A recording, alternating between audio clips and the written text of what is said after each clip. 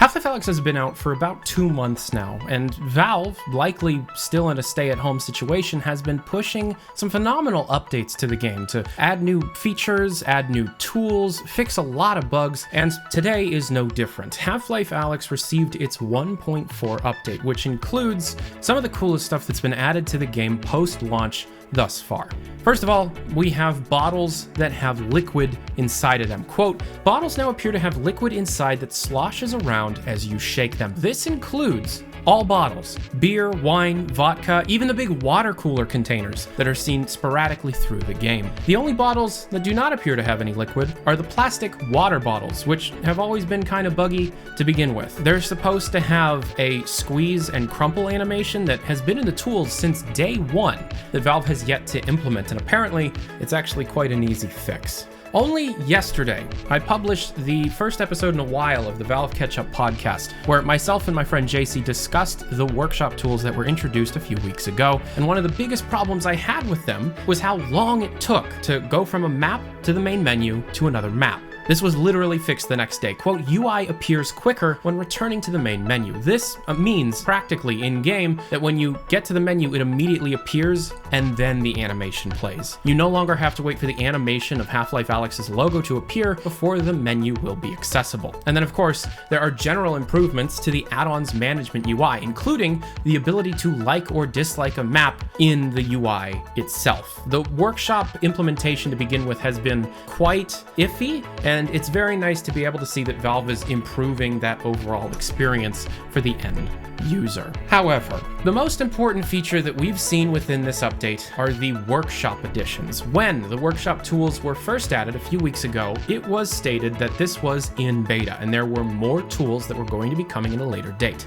Today is one of those dates. Not only did we get the post-processing editor, which allows end users to create color correction and much, much more that I do not understand to make maps just appear far more professional, but we've also got what was called the Custom Character Example add-on. This is a custom character creator, essentially allowing end users to create any character that they want in Half-Life Alyx. But it goes a lot deeper than that. This custom character creator tool is actually the V-scripting system that I have been asking for since day one. Quote, added core functionality required for Lua scripting and added some Alyx-specific script bindings for querying VR controller input and creating nav mesh paths from entity scripts. This is the beginning of official documentation and in-tool support for Valve's own V-scripting system. This will allow creators, modders, to do whatever they want in Half-Life Alyx. We're not going to be getting the full Source 2 SDK anytime soon, and in fact, it doesn't seem like it's even on Valve's radar. So, creating custom entities, which can be anything from an enemy, character, weapon, interactive object, that can add to your experience of Half-Life Alyx, is now starting to be possible. What we had before was just the tip of the iceberg, and at this point, we're still very high up on that iceberg. However, being able to have new experiences be created at Valve's level is slowly becoming more possible for the end user in Half-Life Alyx, which is incredibly valuable for both the Valve and Half-Life community, and of course, more importantly, VR end users. This essentially will create infinite content for Half-Life Alyx, the most polished VR game we have seen thus far. That is the most exciting thing that has happened in years. This is like the Half-Life 2 tools first launching, and people are finally getting enough to work with to create things at the level that Valve created. Of course, we're still missing quite a few things in these tools, and we still have quite a few more things to go before we have the full workable tool set. But Valve appears to be working overtime on everything. I mean, look at these friggin' liquid physics. This seems to be an ongoing thing. I have no idea what's next for Half-Life Alyx other than a developer commentary system, which actually has full tool support now added in the Dota 2 TI-10 pass. So for those that haven't been paying attention to my Dota 2 videos, Valve actually pushed the entirety of a brand new Source 2 developer commentary system within the Source 2 build of Dota 2.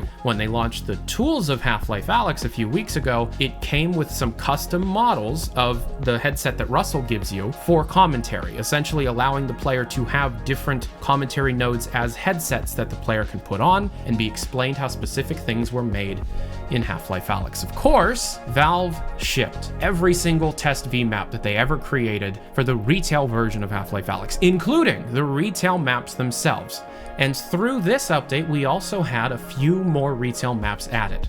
One of them explaining everything related to the blind zombie, also known as Jeff. And within this map is actually a hidden part of the map called a selection set for a door jam prefab. I guess at one point in development, there was a set piece in relation to Jeff where you're supposed to shove a door up against a doorknob and not allow Jeff to break through that door. These example maps actually do go into some detail on things that weren't finished but still exist in the game for end users to use that stuff and create things. For example, cut hacking minigames are straight up mentioned as existing in the code but may or may not work, like the lockpicking minigame or the oscilloscope minigame or some of the really early, very broken ones that will require a lot of work.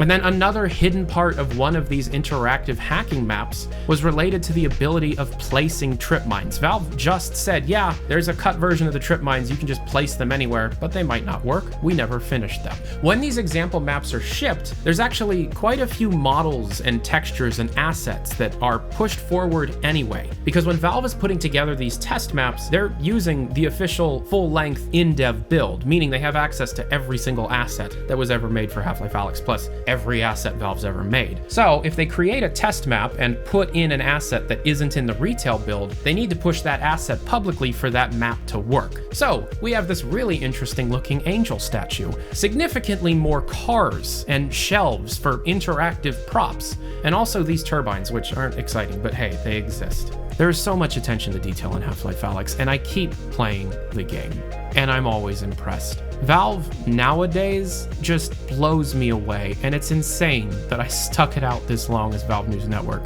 because hot damn, has it been worth it. Half-Life Alyx has so much more coming for it. This developer commentary mode, the final hours essentially going to be info dumping the hell out of all of us on the development. And of course, I have stories on top of stories to tell you about the development myself. For example, to give you a little taste, the introduction of Half-Life Alyx originally was an hour and a half long from the time you were starting the game to the time you got the pistol. That version of the story involved a Combine sympathizer faction called the Han, and that is an entire video in and of itself. Also, as another preview, we got the crowbar working. So expect Half-Life Alyx Cut Content Episode 2, The Crowbar, to be out sometime in early June. Thank you very much for supporting me. Thank you very much for watching. I'm Tyler McVicker. This is Valve News Network. Have a good day. Adios.